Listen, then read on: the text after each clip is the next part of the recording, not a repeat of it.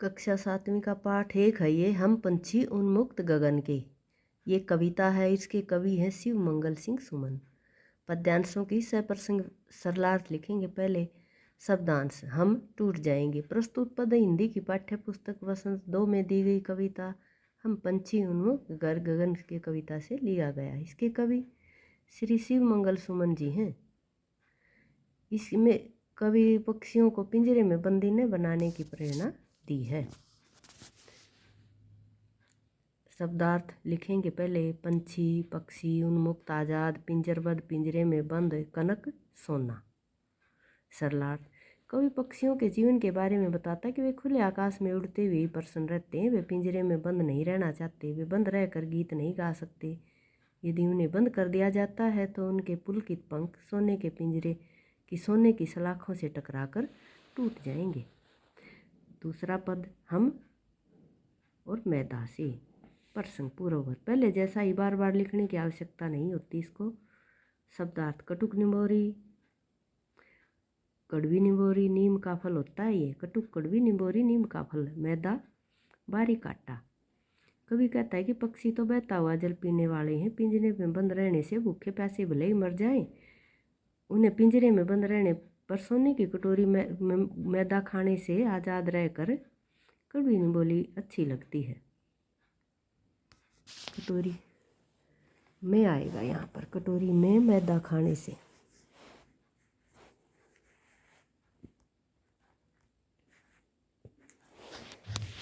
तीसरा पद श्रवण श्रृंखला के बंधन में वो वाला पद है ये। प्रसंग पूर्ववत ही आएगा।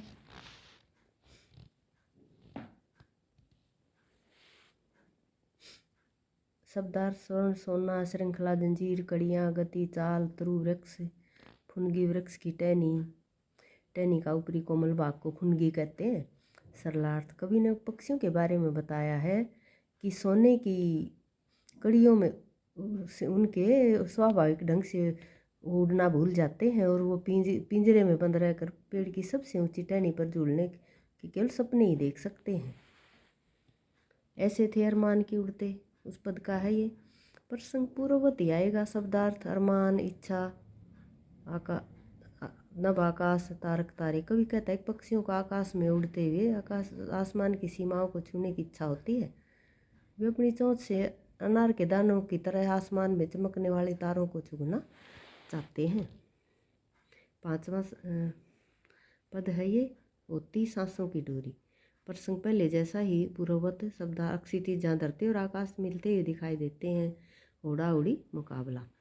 कवि ने बताया है कि आकाश में उड़ते हुए पक्षियों को अक्षितिज से मुकाबला होने लगता है, अर्थात पक्षी आकाश में अंतिम सीमा तक पहुंचना चाहते हैं। अपनी इच्छा पूरी करने के लिए वे अपनी सांसों अर्थात अपनी जान की भी परवाह नहीं करते। छठा पद है ये निर्णय दो चाहे टहनी का। पूर्ववत नीड घोंसला आश्रय सहारा आकुल बेचैन। सरलार कवि कहता है कि भले ही पक्षियों को घोंसला बढ़ाने के लिए टहनी न दे, टहनी का सहारा भी उनसे छीन ले। भगवान ने उन्हें पंख दिए हैं तो उनकी उड़ान में किसी प्रकार की बाधा नहीं डालनी चाहिए। फिर प्रश्न अभ्यास।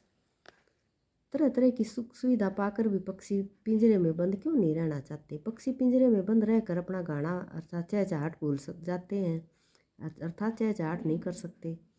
सोने के पिंजरों की तिलियों से टकराकर उनके खुले पुलकित पंख टूट जाते हैं। वे खुले आकाश में उड़ना चाहते हैं। वे बहता जल पीने वाले प्राणी हैं। वे आज़ाद रहकर कड़ी निमोरी खाना चाहते हैं, मतलब वे पिंजरे में बंद रहना पसंद नहीं करते। पक्षी उन्मुक्त रहकर अपनी कौन सी इच्छाएं पूरी करना चाहते हैं? पक्षी पेड़ों की फुनगी पर झूला झूलना चाहते हैं। वे तारों तक पहुंचना चाहते हैं। वे सीमाएं अक्षितिज तक पहुंचना चाहते हैं। वे आज़ाद रहकर खुले आकाश में उड़ना चाहते हैं। भाव स्पष्ट कीजिए। या तो क्षितिज मिलन बन जाता है या तंती सांसों की डोरी। पक्षी हर हाल में आसमान के अंतिम छोर को छू लेना चाहते हैं, इसमें भले उनकी सांस ही क्यों न उखड़ जाए।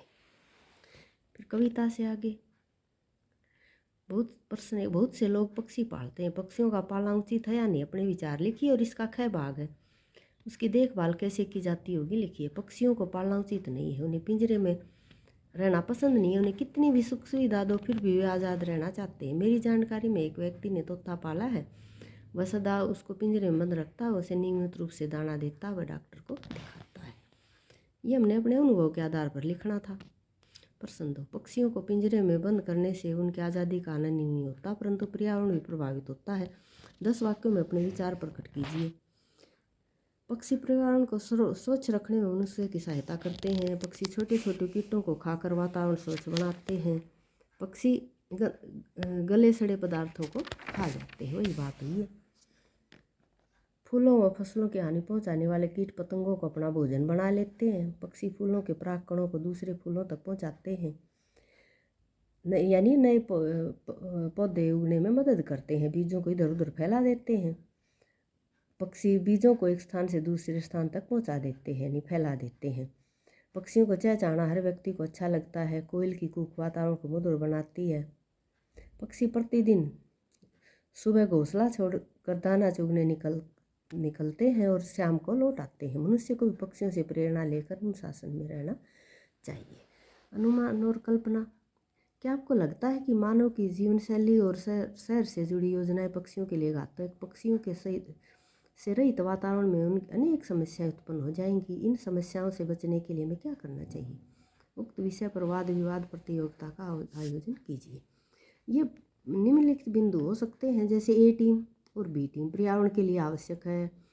ए टीम ये प्रस्ताव ये बातें रख सकती है।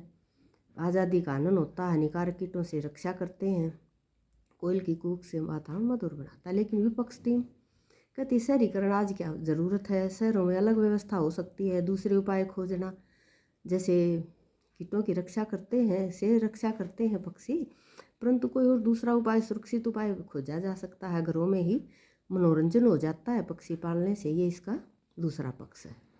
यदि कि आपके घर में के किसी स्थान पर किसी पक्षी ने अपना आवास बनाया और किसी कारणवश आपको अपना घर बदलना पड़ रहा है, तो आप पक्षी के लिए किस तरह के प्रबंध करना आवश्यक समझेंगे? ऐसी परिस्थिति में सबसे पहले तो ये ध्यान देने की आवश्यकता है कि कोई पक्षी अंदर ना रह जाए। और उसके दाना पानी की व्यवस्था होनी चाहिए, बंद नहीं रहने चाहिए। और घर के बाहर भी देखभाल के लिए आसपास के लोगों से अनुरोध करके जाना चाहिए। स्वर्ण श्रृंखला लाल किरण सिरे में रेखांकित शब्द गुणवाचक विशेषण है। कविता से ढूंढकर इस प्रकार के 3 उदाहरण लिखिए, जैसे कनक तिलियाँ, कनक कटोरी, नीले नभ, यानी ये भी गुणवाचक विशेषण के उदाहरण हैं। भूखे प्यासे में द्वंद्व समास है। दोनों समासों के बीच लगे सामासिक चिन्ह को ये जो डैश लगती है ना, इसको सामासिक चिन्ह कहते हैं। इस चिन्ह से और का संकेत मिलता है, जैसे भूखे प्यासे, भूखे और प्यासे। इस प्रकार 10 उदाहरण और लिखने थे। राजा रानी, राजा और रानी, माता पिता, माता और पिता, दाल रोटी, दाल और रोटी, इस तरह। Okay, thank you.